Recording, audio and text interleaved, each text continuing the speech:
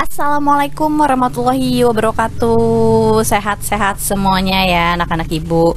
Oke, kalau misalkan kalian memang tidak melihat slide-nya bisa didengarkan. Ya, kali ini kita akan membahas tentang evaluasi hasil belajar setelah kalian satu semester kemarin telah melalui pembelajaran. Nah, sekarang di semester baru ini, awal yang baru kita evaluasi nih. Kemarin kalian melakukan kesalahan apa atau apa sih ya yang kurang ya? Gimana ya ningkatinnya ya? Yuk kita evaluasi yuk. Ya, tujuannya apa sih?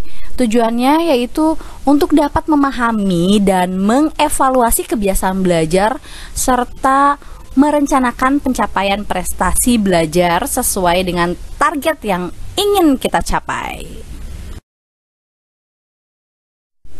Nah, coba lihat sebelum kita mulai ya. Ini udah mulai ya. Oke, apa makna dari gambar di bawah ini? Dari gambar pertama, kedua, ketiga, apa sih makna yang bisa kalian ambil? Oke, ini untuk pertanyaan minggu depan ya. Nanti kalian bisa diisi.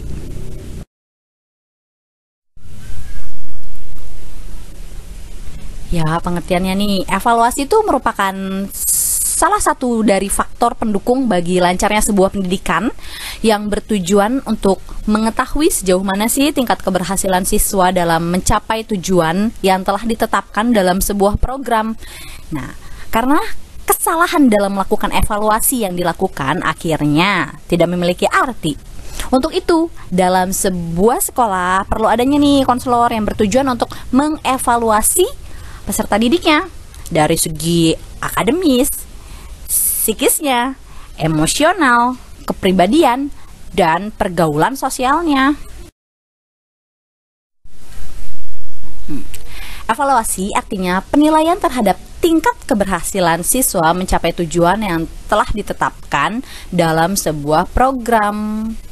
Kata lainnya nih ya, yang sepadan dengan kata evaluasi dan sering digunakan dalam mengganti kata evaluasi adalah tes, ujian, dan ulangan. Makanya ini akan ada ya ulangan tengah semester, ulangan akhir semester, ada kan?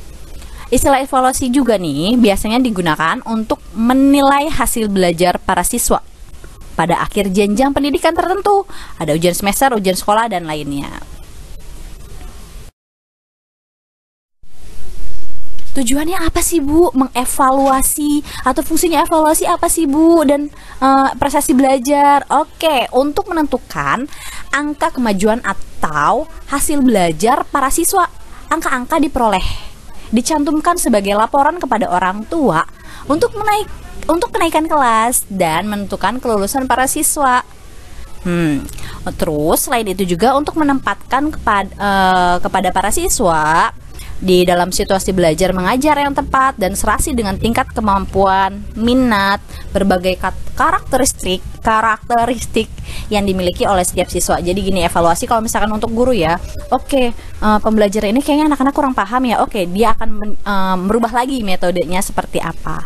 Seperti itu kalau misalkan guru-guru mengevaluasi cara pembelajarannya.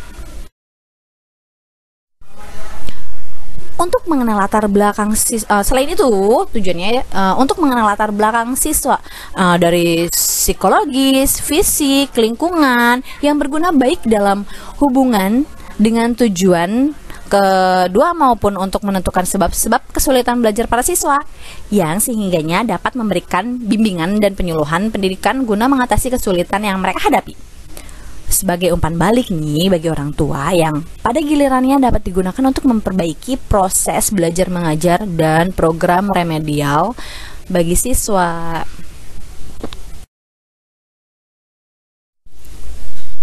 Penyebab hasil belajar atau nilai ujian yang dicapai itu kurang. Pernah nggak sih nilai, aduh kok udah belajar tapi kok nilai kurang?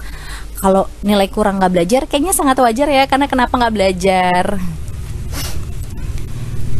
Penyebabnya apa sih? Tidak mempunyai buku materi pelajaran, hanya mengandalkan keterangan yang disampaikan oleh guru pengajar dan kelas. Ya, jadi tidak ada buku ataupun media pendukung lainnya. Malu bertanya, Iya, ketika nggak ngerti malu bertanya kepada guru. Jadi sikap seperti ini yang dimiliki siswa pada umumnya. Padahal malu bertanya itu kan katanya sesat di jalan ya. Nih, belajarnya kalau mau ulangan aja. Itu menjadi salah satu penyebab hasil belajar itu yang kurang. Tapi ada beberapa cara nih yang dapat dilakukan dalam kegiatan evaluasi, yaitu membandingkan hasil prestasi belajar yang telah dicapai dengan standar atau norma keberhasilan atau ketuntasan yang telah ditetapkan. Bila hasil belajar yang ditetapkan oleh siswa rendah atau norma yang ditetapkan, maka dapat disimpulkan bahwa hasil belajarnya belum tuntas atau belum berhasil. Singkatnya adalah harus di atas KKM kalau misalkan untuk nilai, ya di atas KKM. Kedua yaitu mencari sebab ketidaktuntasan hasil belajar. Kenapa ya kok ini saya nggak tuntas nih pelajaran ini, gurunya sentimen kali ini. Coba evaluasi diri, itu tugas-tugas sudah dikerjain belum? Kalau tugas dikerjain, tidak mungkin guru tidak akan memberikan nilai. Nah, selanjutnya itu mencari kemungkinan upaya untuk meningkatkan hasil belajar. Oke, kemarin belajarnya nih aku mungkin kurang nih, jadi harus ditingkatin lagi. Selanjutnya cara meningkatkan hasil prestasi, antara lain ya kalian bisa baca di sini, memiliki pemahaman tentang kewajiban belajar, belajar yang teratur, disiplin belajar yang tinggi, milikilah konsentrasi yang baik. Ya nggak apa-apa konsentrasinya sekian menit tapi itu rutin nih kan nggak apa-apa, daripada panjang belajar tapi nggak ada yang masuk. Terus cari sumber kegagalan. Oke, kemarin saya gagalnya di mana ya? Apa yang harus dilakukan? Kalian harus melakukan evaluasinya apa ya? Dan minta bantuan kepada pihak-pihak yang membantunya. Terus kuasai keterampilan belajar. Contohnya misalkan kamu memang orang auditory, ya kalian lebih mampu untuk mendengarkan. Jadi gimana nih caranya gitu kan? Atau kamu orangnya orang yang mempunyai kemampuan untuk melihat, kalau belajar itu yang ngelihat gitu, jadi harus banyak baca, harus slide-slide-nya mungkin, atau hasil belajarnya tulisannya itu di stabiloin, atau gimana cara untuk meningkatkannya lagi ya. Terus bangkitkan motivasi untuk diri sendiri, itu penting. Nah, pertanyaan selanjutnya emang sebelumnya kasih pertanyaan ya. Langkah apa sih yang kalian lakukan untuk meningkatkan hasil belajar? Ya, langkah apa yang kalian lakukan untuk meningkatkan hasil belajar? Kalian kan nih udah sekian semester, dari SMP juga udah belajar lah ya. Terus setiap semesternya apa sih kiat-kiat yang kalian lakukan untuk memperbesar nilai? Untuk meningkatkan hasil belajar kamu. Biasanya kamu melakukan apa ketika kamu mengetahui bahwa kok kecil banget ya ketika habis ulangan, kok nilainya 7 ya, padahal udah belajar banget, kenapa nggak dapat 9 nih? Nah, biasanya kalian melakukan evaluasi kan, atau sadar diri ngaca gitu. Nah, biasanya apa yang kalian lakukan? Oke, ini untuk tugas minggu depan nih ya. Langkah apa yang akan dilakukan untuk meningkatkan hasil belajar kalian? Oke, sampai di sini. Pertanyaan kah? Kalau misalnya ada pertanyaan bisa di DM langsung. Kok DM ya? Apa ya? Bisa di komen pribadi langsung, bisa. Atau mau DM atau WhatsApp, bisa banget. Oke, akhir kata, wassalamualaikum warahmatullahi wabarakatuh. Tetap jaga kesehatan.